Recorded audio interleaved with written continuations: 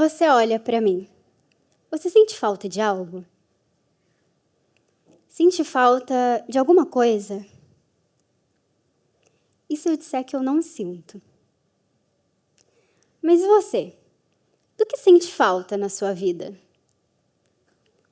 A falta é um sentimento que está no centro da experiência humana. A psicanálise nos ensina que a falta faz parte da gente. Nascemos incompletos e é esse vazio que impulsiona o desejo ao longo da vida.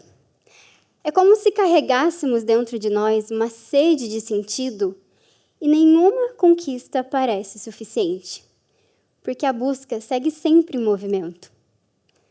Mas algumas vezes, a dor dessa ausência de uma pessoa muito querida, a ausência de saúde, amor, ou até mesmo algum objetivo que não alcançamos é tão grande que nos paralisa totalmente.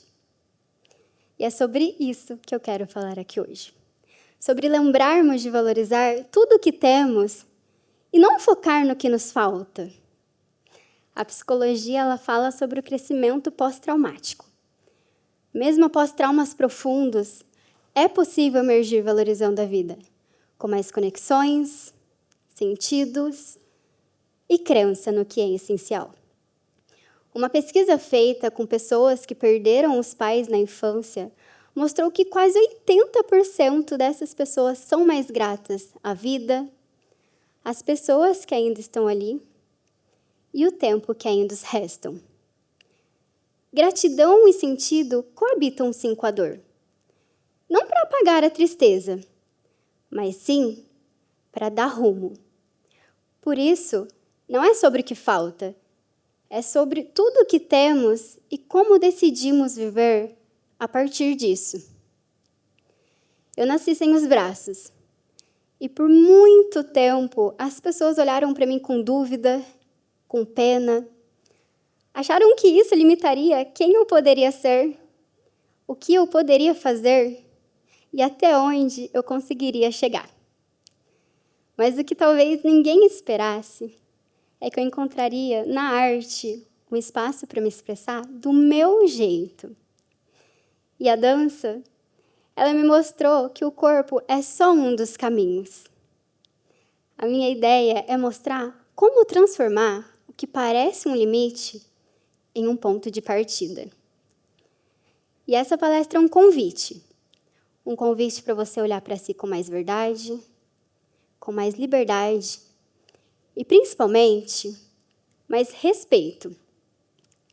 O meu nascimento ele foi um choque para todo mundo. A minha mãe só soube da minha deficiência naquele momento. E ela conta que foi como se o chão tivesse se aberto para ela e ela só conseguia enxergar o fundo do poço. Mas mesmo com tantas dúvidas, tantos medos, ela tinha uma única certeza, que por mais difícil que fosse, ela iria me amar e cuidar de mim. E assim ela fez. Eu fui criada igual aos meus outros irmãos, com muito amor, ensinamentos, chineladas também, porque eu não escapava. E a minha mãe e meu padrasto sempre me ensinaram a não me vitimizar. Sempre tentar fazer as coisas. E se eu precisasse, pedir ajuda. E essa criação firme e raiz fez toda a diferença na minha vida. Eu lembro muito de um episódio em que a minha mãe ela me deixava trancada no quarto e me falava que eu só sairia de lá quando estivesse com a roupa trocada. E eu me questionava, me perguntava, mas por quê? Para quê? Se ela pode me ajudar? E ela sempre me respondia a mesma coisa. Porque eu não vou estar aqui a vida toda para fazer por você. E eu confesso que eu não entendia, mas hoje eu vejo quanto isso foi essencial para mim. Eu vejo que ela não estava sendo má comigo, ela estava me ensinando desde cedo a buscar a minha independência. E sempre na minha vida eu precisei encontrar esse equilíbrio, porque sim, eu estou buscando ser o mais independente, mas, ao mesmo tempo, eu preciso saber pedir ajuda. E foi isso que me permitiu alçar voos e me arriscar em um território que até então era desconhecido, as aulas de balé. Eu sempre fui apaixonada por dança. Desde criança, todos os lugares que eu ia, eu começava a dançar. E por indicação de uma fisioterapeuta, a minha mãe, mesmo sem termos condições, mesmo com muitos e muitos medos, me levou para fazer uma aula experimental na academia de dança Andrea Falsarella. E eu lembro como se fosse hoje. Foi amor à primeira vista.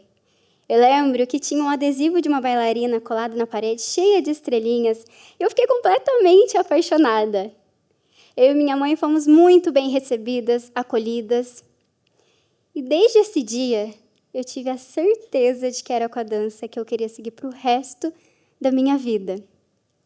E a tia Andrea, que foi minha primeira professora e diretora da escola, me concedeu uma bolsa de 100% para que, de fato, eu pudesse começar com as aulas de balé. E foi aí que começou todo o processo de aprender, de adaptar. E logo nas primeiras aulas, ela me disse uma coisa que eu levo comigo até hoje. Vi, tudo que as meninas fizerem com os braços, você acompanha com o olhar. E assim eu fiz. Me dediquei cada dia mais, comecei a estudar diferentes modalidades de dança. E no final do ano de 2020, um dos vídeos que eu postei nas minhas redes sociais sobre dança viralizou. E com isso, oportunidades incríveis surgiram. Oportunidades as quais não teriam aparecido se eu tivesse paralisada ou acreditasse que eu não poderia ser uma bailarina por não ter um corpo padrão. Participei de entrevistas contando a minha história, fiz fotos para catálogos de roupa. O ano passado, eu participei de um espetáculo em um grande teatro de Paris. Participei de show de talentos na televisão da Alemanha e dos Estados Unidos, entre outras oportunidades e conquistas que há anos eu não podia nem sonhar. Mas em toda essa trajetória, Deus ele me sustentou e me preencheu. E eu sei que é Ele quem me dá força e me guia para eu não olhar apenas para o que falta. É Ele quem me ajuda a transformar os desafios em oportunidade. E eu sei também que cada passo, cada conquista que eu dou é um testemunho desse cuidado. Infelizmente, nem todos os ambientes foram tão acolhedores quanto a arte. Eu sofri bullying, através de olhares, comentários maldosos, exclusão. E a minha mãe ela me disse uma coisa quando eu era criança que me marcou muito, que infelizmente não seria a primeira vez e amanhã não seria a última que aquilo aconteceria. E foi aí que eu entendi que a minha deficiência e que a falta dos meus braços não deveria e nem podia me paralisar. E que eu carrego isso na minha história. E hoje eu aprendi a transformar a minha vida, a minha arte, em potência. E eu te convido a fazer o mesmo. Eu sei que a vida ela nos coloca diante de faltas, de desafios e de limites que parecem sim impossíveis. Mas o que a gente escolhe fazer com isso é o que determina a nossa história. E às vezes, a reflexão mais importante que podemos ter é sobre o que temos, sobre o que podemos construir a partir disso e sobre como podemos usar a nossa voz, seja ela falada, escrita ou corporal, para transformar o mundo à nossa volta. E sobre falta, eu estou sentindo falta de uma coisa aqui. Eu amo falar, mas eu acredito que a forma que eu melhor me expresso é através da dança. Por isso, eu preparei uma surpresa para vocês.